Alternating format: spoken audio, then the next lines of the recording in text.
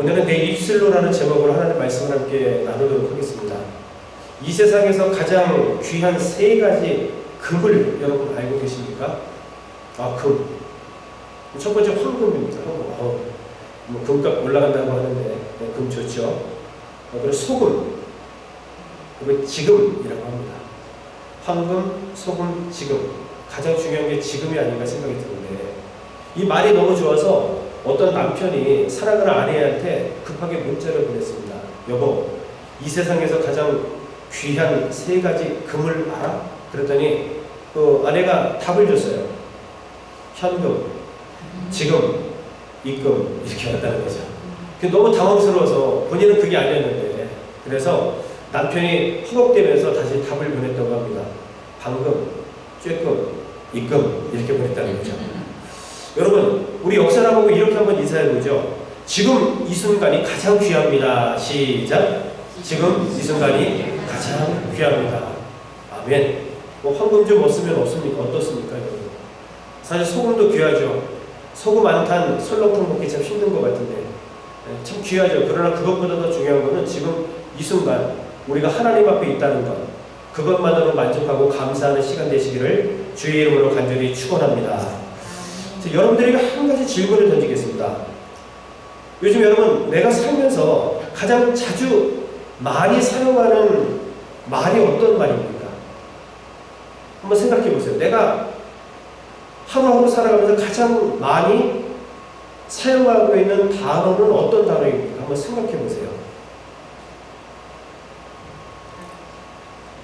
혹시 죽겠다, 미치겠네, 돌겠네, 짜증나, 뭐 이런 거 아닙니까?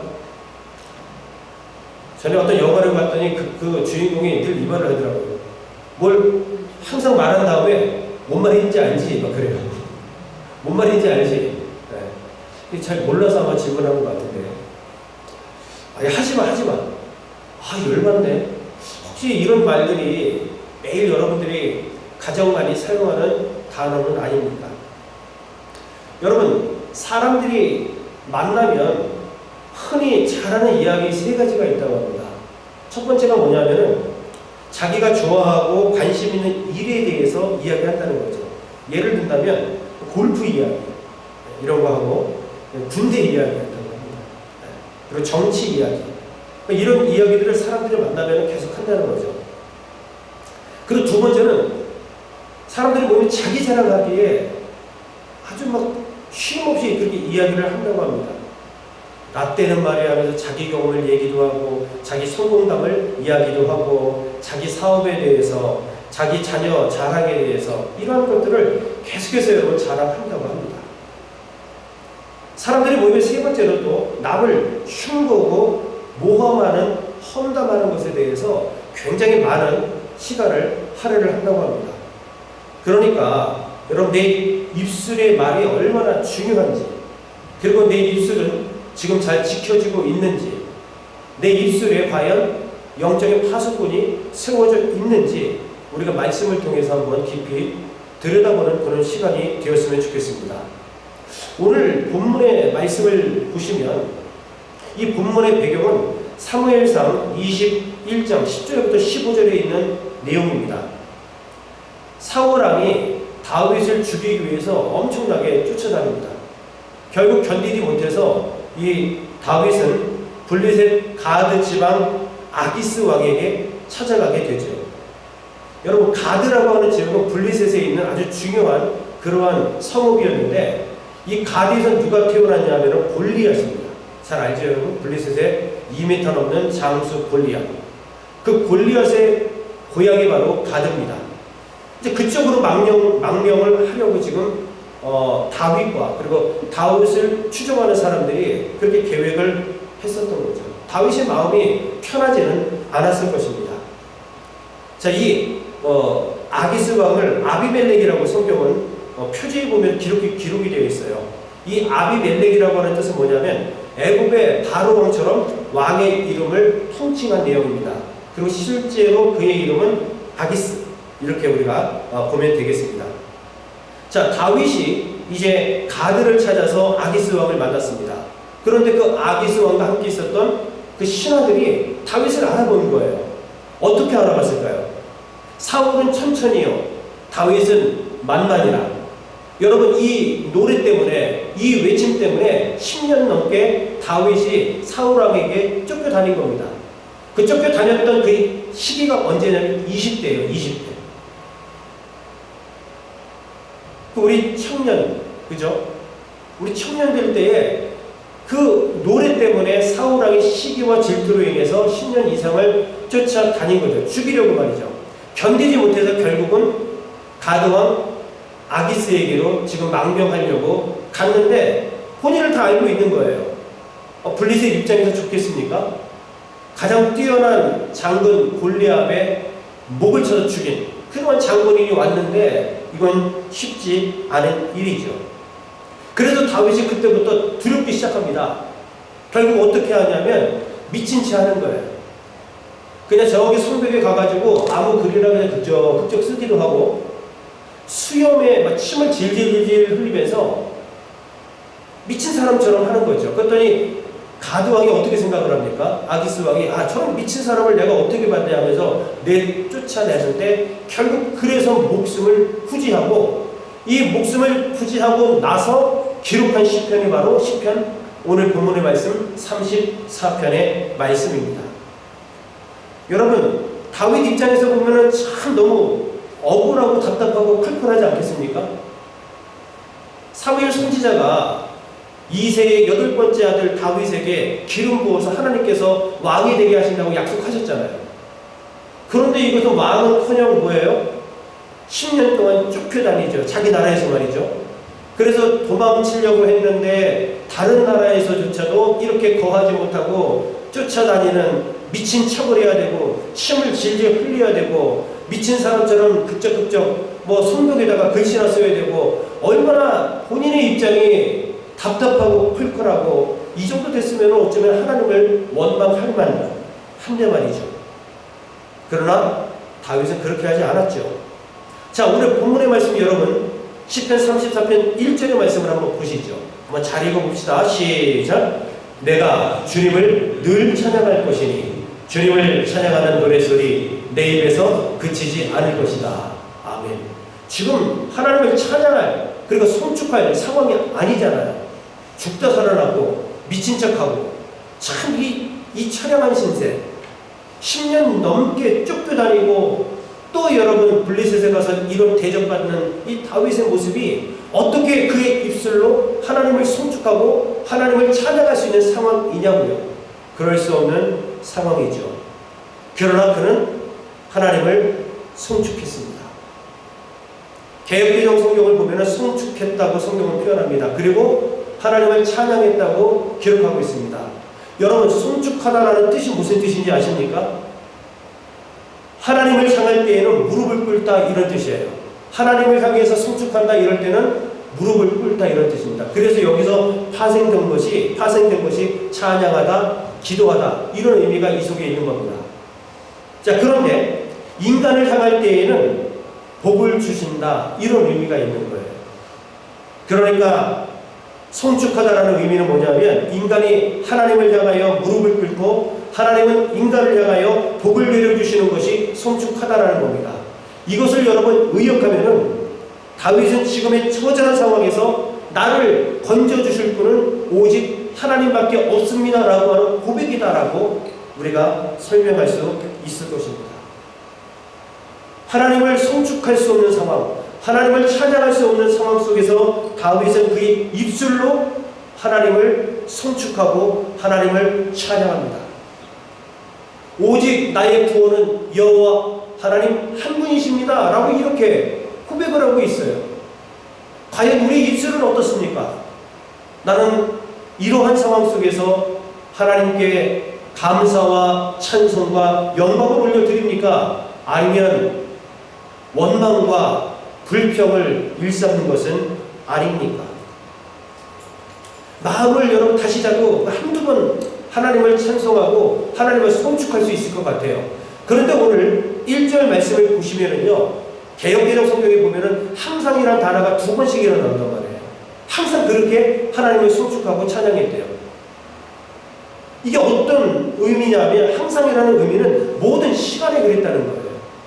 더 나아가서 끊이지 않고 계속해서 하나님을 성축하고 찬송했다 이렇게 표현하고 있어요.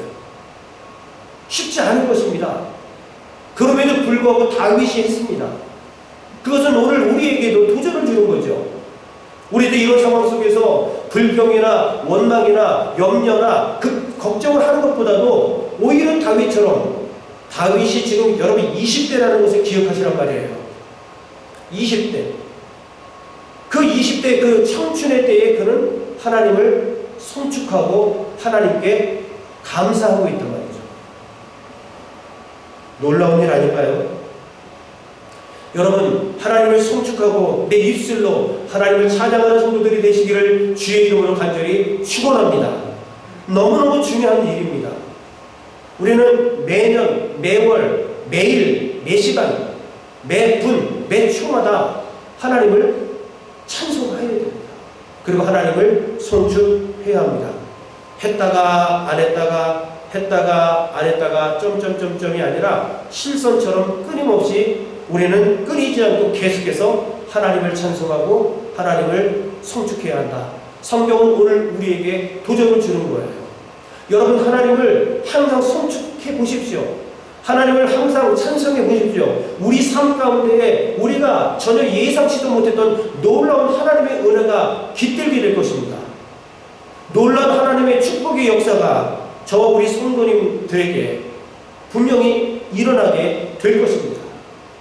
여러분, 어떻게 하시겠습니까? 자, 2절의 말씀을 한번 보시죠. 다 같이 읽습니다. 시작. 나 오직 주님만을 자랑할 것이니 비천한 사람들아 듣고서 기뻐하여라. 아멘.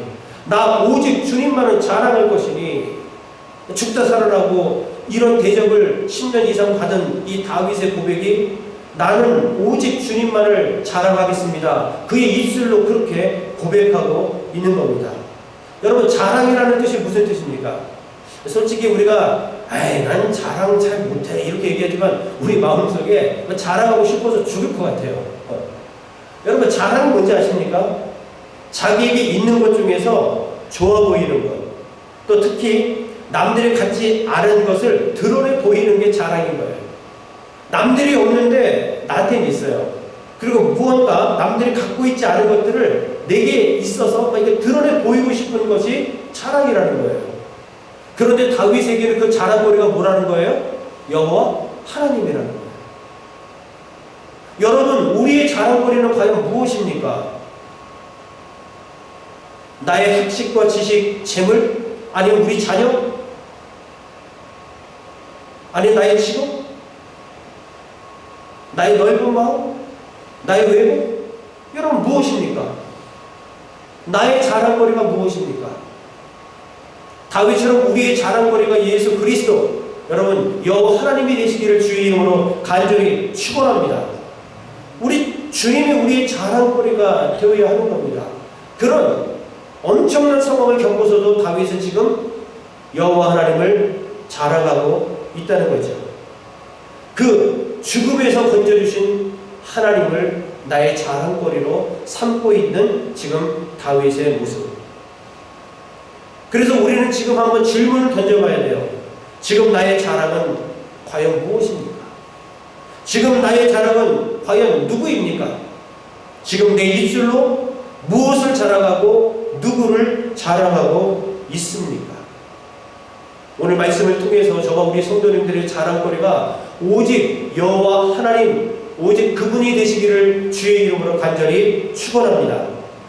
자, 여러분, 시편 34편 17절 말씀 보겠습니다. 자, 같이 한번 읽습니다. 시작. 의인이 부르짖으면 주님께서 반드시 들어주시고 그 모든 재난에서 반드시 건져주신다. 아멘.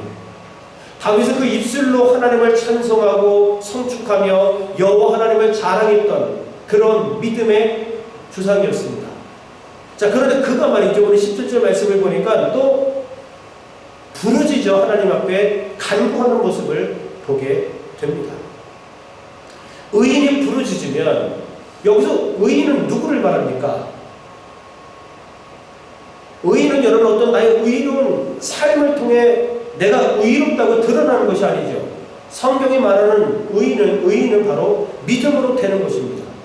오직 믿음으로 되는 거예요. 오늘 말씀을 근거로 한다면 어떤 상황 속에서도 여호와 하나님을 송축하고 찬양하며 여호와 하나님만을 자랑하는 자가 바로 의인일 것입니다. 이 의인은 우리의 입술로 남을 험담하거나 남에게 대하여 안 좋은 이야기를 하는 것이 아니라 적어도 우리의 입술은 여호와 하나님께 나의 상황을 알리고 간구하고 부르짖어 기도하는 삶이 되어야 한다는 사실을 여기서 발견하게 됩니다. 원어로 보면은 부르짖다라고 하는 의미가 참 재밌습니다. 아주 처절합니다. 무슨 의미냐면 비명을 지른다 이런 의미가 있어요. 비명을 지른다. 그러니까 내 상황 가운데에 어떤 상황 속에서라도 그런 비명을 지르듯이 하나님께 간절히 기도하고 있는 의인의 모습을 여기서 우리는 발견할 수 있어요. 그렇게 기도하니까 어떻게 응답을 하십니까? 그 모든 재난, 한 몇 가지 재난에서 하나님께서 건져주신다고 말하지 않았죠? 모든 재난에서, 그 재난이 뭐든지 간에 어떤 거든지 간에 하나님께서 반드시 건져주신다고 오늘 약속을 하고 있다는 거예요. 우리는 우리 입술을 통해서 이렇게 비명을 지르듯이 하나님 앞에 기도할 수밖에 없는 존재로 지음받았다는 사실을 기억해야 합니다. 내 발등에 불이 떨어지고 다급한 상황 속에서 여러분 우리는 어떻게 반응하고 있습니까? 비명을 지르듯이 하나님 아버지께 기도하면 그 모든 환난에서, 그 환난이 크든지 작든지 여러분 어떤 것만 응답해 주시는 것이 아니라 그 모든 환난에서 하나님께서 건져주신다고 오늘 분명히 약속하고 있는 것입니다. 그러니 우리는 우리 입술로 하나님께 기도하는 성도들이 되어야 합니다. 그것이 어떤 일이든지 간에 우리는 하나님께 기도하고 또 기도해야 하나님께서는 그 모든 환난에서 우리를 건지신다 약속하신 거예요. 여러분 기도하는 성도들이 됩시다. 정말 하나님 앞에 무릎 꿇는 성도가 되시기를 주의 이름으로 간절히 축원합니다. 자, 우리 마지막입니다. 시편 34편 19절입니다. 같이 한번 읽습니다. 시작. 의로운 사람에게는 고난이 많지만 주님께서는 그 모든 고난에서 그를 건져 주신다. 아멘. 또 한 번 질문을 드릴게요. 여러분 한번 생각해 보세요. 내가 예수 믿기 전과 예수님을 믿은 이후에, 예수님을 믿은 이후에 항상 꽃길만 걷고 계신 분 혹시 있으세요? 나는 예수를 믿고 나서 한 번도 나는 가시밭길 걸은 적 없고 무조건 내 앞길은 꽃길이야. 혹시 이런 분 계십니까? 우린 답을 다 알고 있어요. 그렇지 않다는 거죠. 오히려 예수님을 믿고 났더니 더 많은 문제들이 내 눈에 보이게 되고요. 더 많은 고난과 환난이 우리에게 다가오는 모습을 보게 됩니다. 왜 그럴까요? 왜 그럴까요? 내가 예수 그리스도를 인격적으로 만난 이후에 내 삶이 달라지기 시작하는데 첫째로 내가 죄인임을 깨닫게 되거든요. 예수 그리스도를 바라보니 그 예수님의 강한 빛을 통해서 내 죄가 드러나는 겁니다. 아, 나는 죄인이구나. 야, 내가 죽을 수밖에 없는 연약한 존재이구나. 그러나 예수를 알기 전에는 우리는 어땠습니까? 내가 자수성가해서 내가 승리한 줄 알았고, 내가 정말 특별한 유전자를 가지고 특별한 지혜를 갖고 있는 줄 알았단 말이죠. 사업 수완이 너무너무 좋기 때문에 내가 노력해서 내가 이만큼 된다고 생각을 했단 말이죠. 그러나 예수를 인격적으로 만나고 난 다음에는 그게 아닌 것을 깨닫게 되는 거예요. 하하, 나는 죄인이구나. 나는 주님 없이는 살 수가 없구나. 할렐루야. 여러분 믿으시길 주의 이름으로 축원합니다. 예수 없이 우리 살 수 없는 존재예요. 주님이 붙잡아 주지 못하면 여러분 우리는 살 수 없다. 성경은 그렇게 말씀하고 있습니다. 그래서 우리는 더 나아가서 하나님 없이 사는 것이 문제구나라는 것들을 발견하게 되는 것입니다. 그러니 더 많은 고난들이 나에게 다가올 수밖에 없는 거예요. 깨달아질 수밖에 없는 겁니다. 그러나 우리는 그 문제와 고난 속에서 허우적거리지 않는다는 거죠. 그 고난이 나에게 다가왔을 때 그 고난을 도망쳐버리는, 고난에서 도망쳐버리는 존재들이 아니라 오히려 예수님을 믿고 난 다음에는 그 고난과 대면하기 시작을 합니다. 더 나아가서 그 고난과 싸워서 승리할 뿐만 아니라 그 모든 고난에서 나를 건져주시는 하나님을 인격적으로 만나게 되는 모습을 발견하게 됩니다. 목사라고 고난이 없습니까? 어쩌면 여러분들보다 제가 더 많을 것 같아요. 우린 누구나 고난과 환난 속에서 살아가고 있습니다. 그러나 시편 34편 24절 말씀을 보면은 저는 넘어지나 아주 엎드러지지 아니한다 이렇게 말씀하고 있어요. 우리는 넘어집니다. 쓰러집니다. 육신을 입은 연약한 존재이기 때문에 우리는 쓰러지고 넘어집니다. 그런데 문제는 여호와께서 손으로 붙잡고 계시기 때문에 아주 넘어지지 않는 거예요. 7전 8기라는 말이 있잖아요. 7번 쓰러졌는데 주님이 내 손을 붙잡지 않기 때문에 다시 일으켜 세워주셔서 오뚜기처럼 벌떡 일어나는 거예요. 우리 그런 존재인 것입니다. 예수를 믿음으로 저와 우리 모든 성도님들은 참으로 부족하지만 의롭다 칭함을 받은 사람들입니다. 그러므로 수많은 문제와 환난이 우리에게 닥쳐오지만 우리는 그 문제를 더 이상 두려워하지 않고 그 문제를 대면해서 오늘도 우리는 담담하게 담대하게 맞서 싸울 수 있는 겁니다.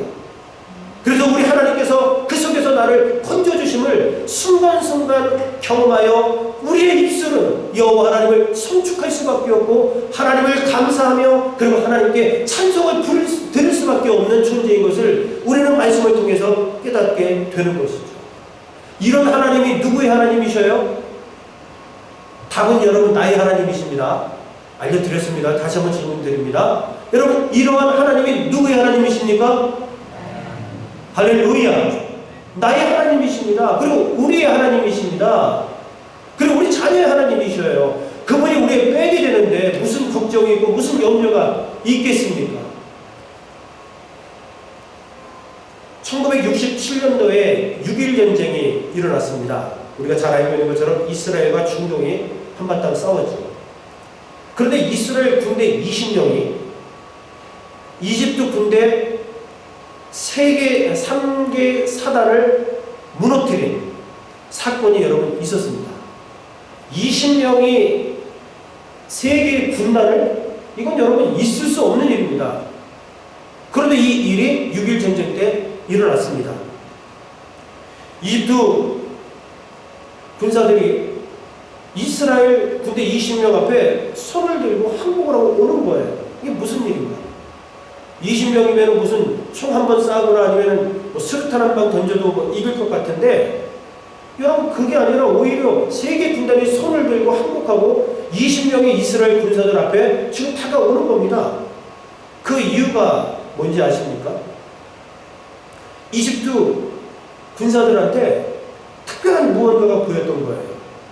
어떤 게 보였냐면 20명의 이스라엘 군대와 함께하고 있는 하나님의 군대가 그들이 영안이 열려서 그 모습을 다 보게 된 겁니다.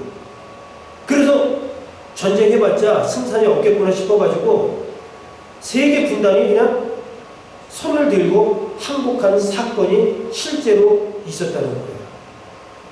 이게 누가 하신 일입니까? 그 20명의 이스라엘 군사들이 모사드 출신이고 말이죠. 특별한 어떤 능력을 갖고 있어서 그게 가능했을까요? 아무리 그렇게 특출나다고 해도 20명이 어떻게 3개 군단을 여러분 이길 수 있겠어요? 그것은 하나님이 하셨다는 사실을 우리는 다 알고 있습니다. 여러분 하나님을 의지하시기를 주의 이름으로 간절히 축원합니다. 지금 특별히 우리 청년들이요.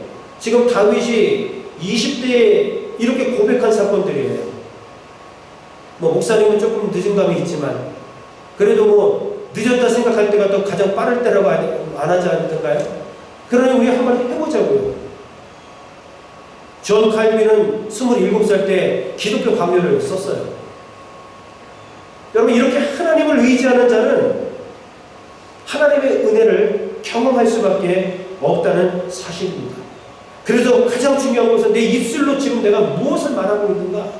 오늘 말씀처럼 어떤 상황 속에서도 내 입술로 항상 여호와를 성축하고 찬양하는 삶, 내 입술로 여호와 하나님께 크든 작든 늘 하나님 앞에 기도하는 삶, 어떤 상황 속에서도 이 환난에서 나를 건져주시는 그 하나님을 의지하고 그분께 내 삶을 모두 맡길 수 있는 저와 우리 모든 성도들이 되시기를 주의 이름으로 간절히 축원합니다.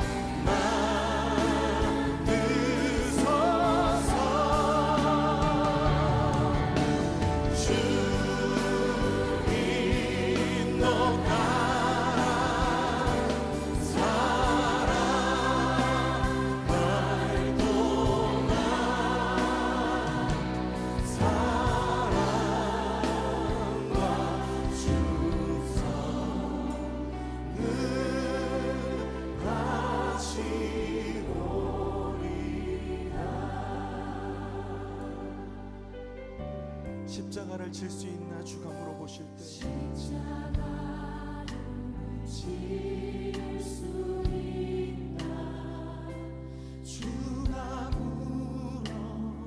물어보실 때 죽기까지 따르오리 저를 대답하리. 오늘 우리에게 묻고 계십니다. 십자가를 질 수 있나 주가 물어보실 때 죽기까지 따르오리 저들 대답하였다. 우리의 심령 주님하시니 우리의 심령 주의 것이니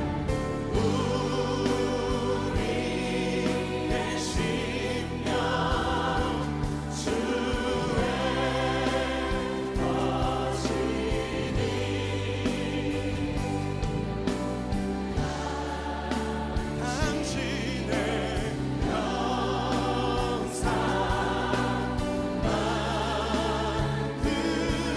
만드소서.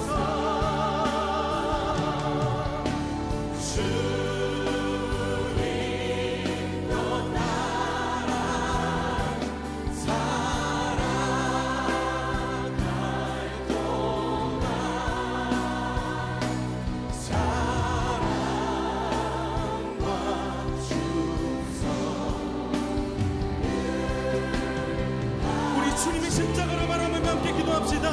죽기까지 순종하신 십자가의 그 길, 이제 우리에게 맡겨주신 십자가를 지고 주님을 따르겠습니다.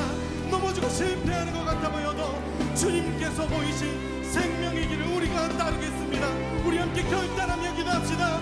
주여 하나님, 우리를 위하여 택하신 주님의 방법, 우리를 위하여 택하신 주님의 길, 우리를 위하여 택하신 주님의 길, 놀라우신 그 십자가의 길, 우리가 따르는 것이 세상의 길이 아니라 아버지가 주신 그 길, 이 말씀을 따라 죽음까지도 두려워하지 않으시고 그 뜻을 이루시며 그 길을 가신 아버지의 뜻을, 예수 그리스도의 그 십자가의 길을, 그 놀라운 길을 우리가 따라가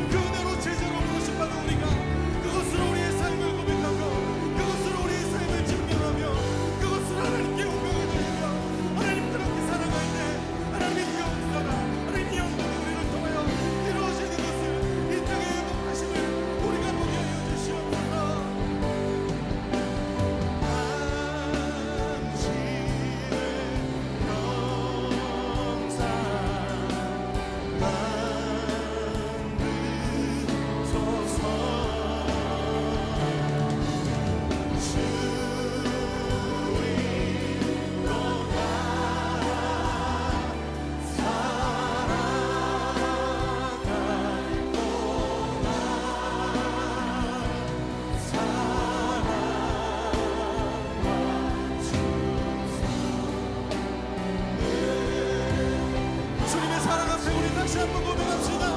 우리 심령주의 것이니 우리의 심령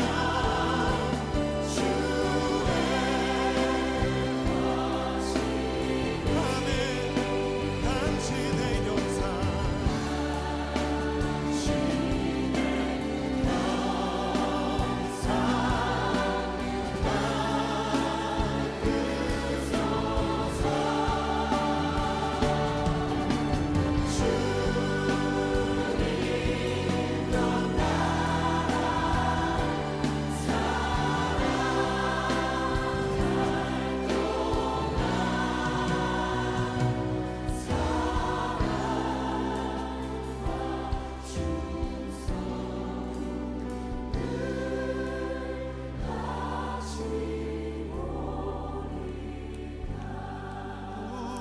우리의 심령 주의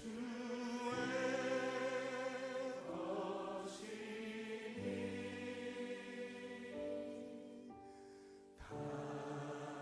당신의 역사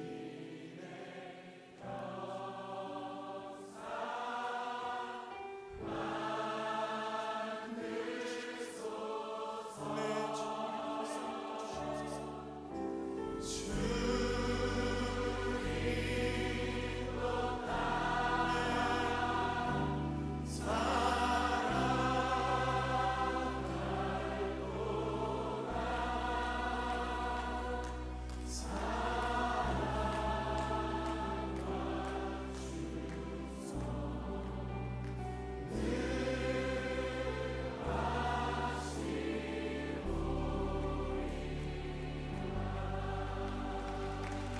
주님, 우리가 그 사랑과 은혜 앞에 우리 충성을 다하여 주님 앞에 나아가길 원합니다. 우리가 주님 앞에 우리의 삶을 맡겨드리길 원합니다. 하나님, 우리가 주님의 걸어가신 그 십자가의 길을 따르길 원합니다. 주님, 우리의 삶을 인도하여 주시옵소서.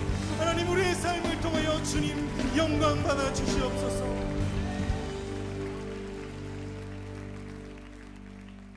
우리 주님 앞에 감사의 박수 올려드립시다.